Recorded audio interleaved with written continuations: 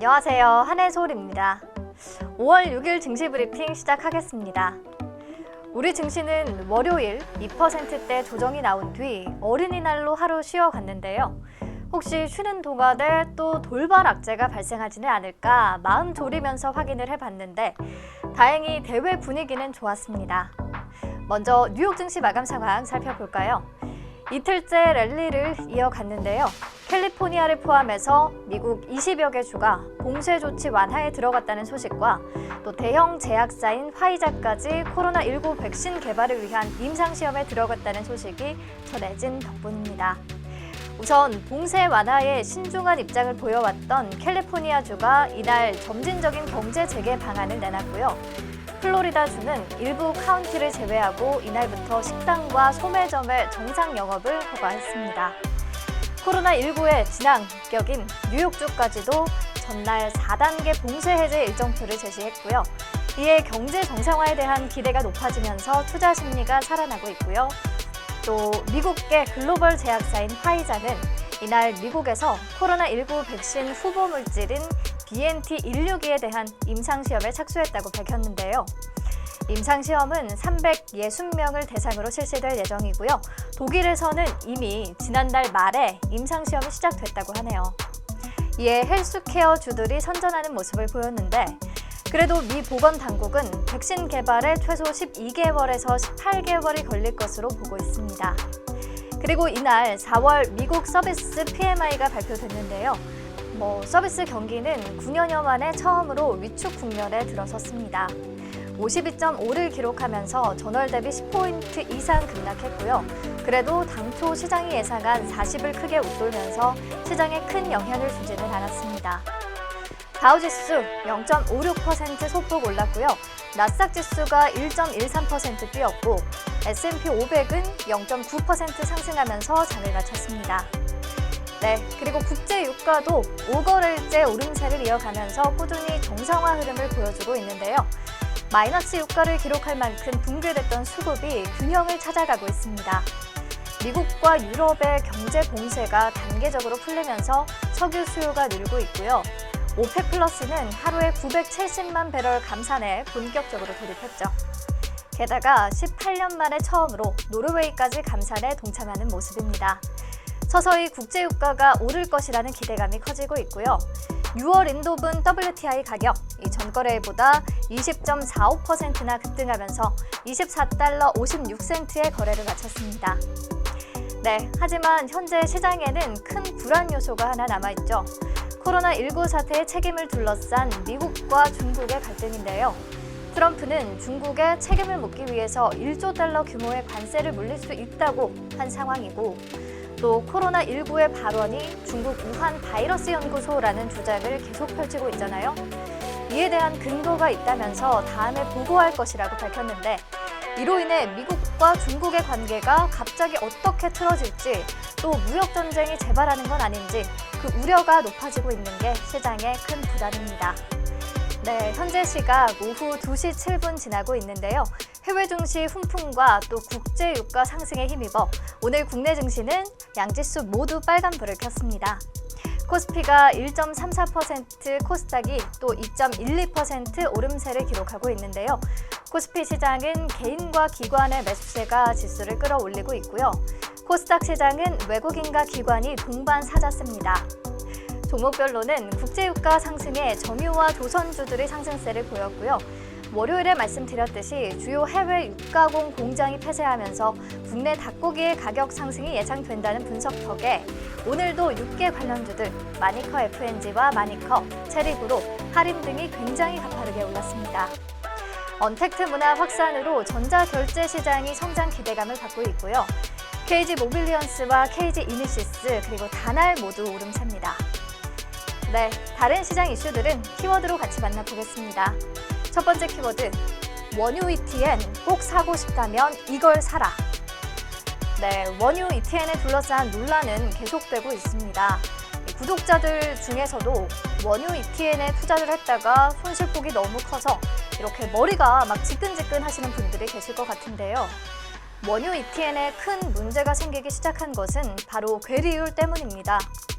이 괴리율이란 지표 가치와 시장 가격의 차이를 나타내는 비율인데요. 지표 가치는 ETN 1증권당 실질 가치를 의미하고요. 쉽게 생각하면 ETN의 본질적인 가치입니다. 시장 가격은 말 그대로 시장에서 현재 거래되고 있는 가격을 말하는 거죠. 그러니까 시장 가격과 지표 가격이 큰 폭으로 벌어질수록 ETN의 실질 가치보다 거래되는 가격이 부풀려져서 높다는 것을 의미하고요. 즉, 해당 ETN의 가치가 과대평가되고 있다는 뜻이죠. 그런데 최근에 유가 ETN의 괴리율이 1000%까지 벌어진 일이 발생했어요. ETN 가격이 실제 가치의 10배 수준이라는 뜻인데요. 왜 이런 일이 벌어졌느냐? 국제유가가 마이너스를 기록하는 초유의 사태를 맞으면서 앞으로는 유가가 상승할 것이다 라고 유가 상승에 베팅하려는 사람들이 급격히 늘어났고요.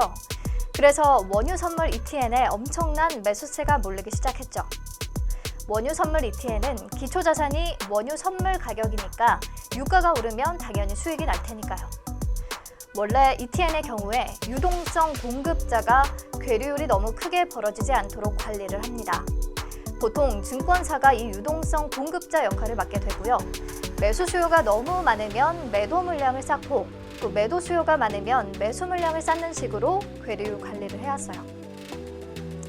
그런데 투자자들의 매수 물량이 너무 빠르게 증가해버리니까 유동성 공급자가 보유한 물량도 급속도로 소진돼 버렸고요. 그러면서 괴리율이 이렇게나 크게 벌어지기 시작한 거죠.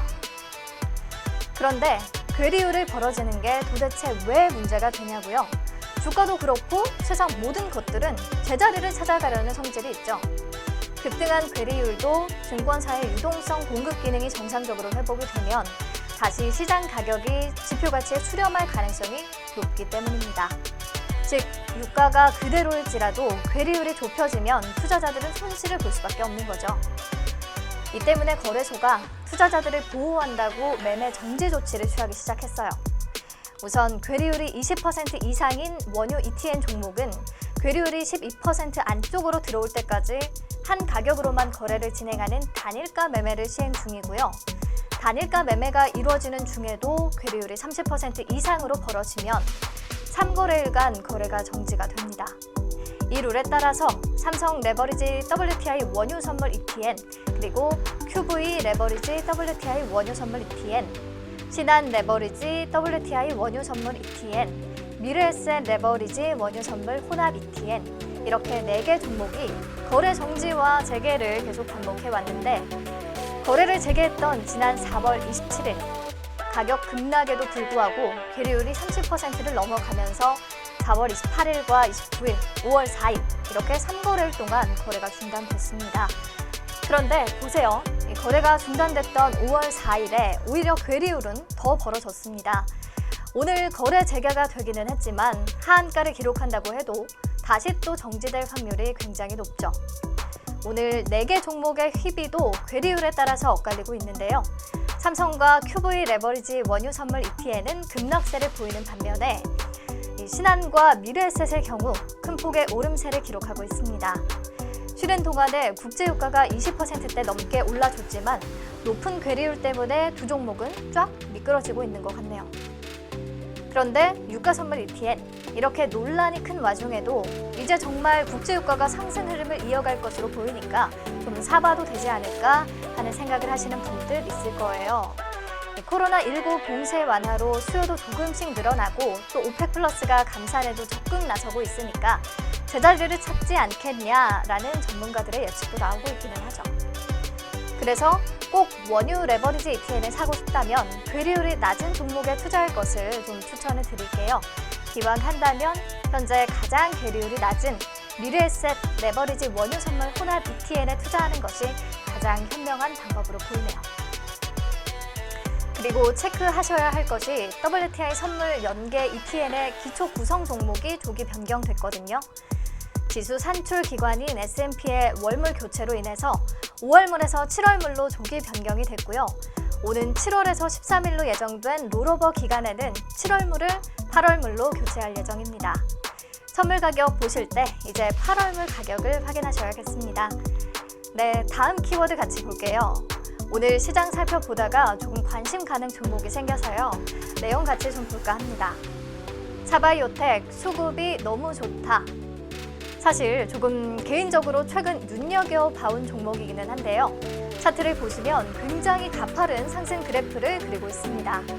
그래서 그럴 만한 큰 이슈가 있을까 해서 좀 찾아보니까 그나마 최근 가장 핫했던 뉴스는 자가 NK세포 면역 치료제의 국내 임상 일상 시험 계획 승인을 신청했다는 소식이더라고요.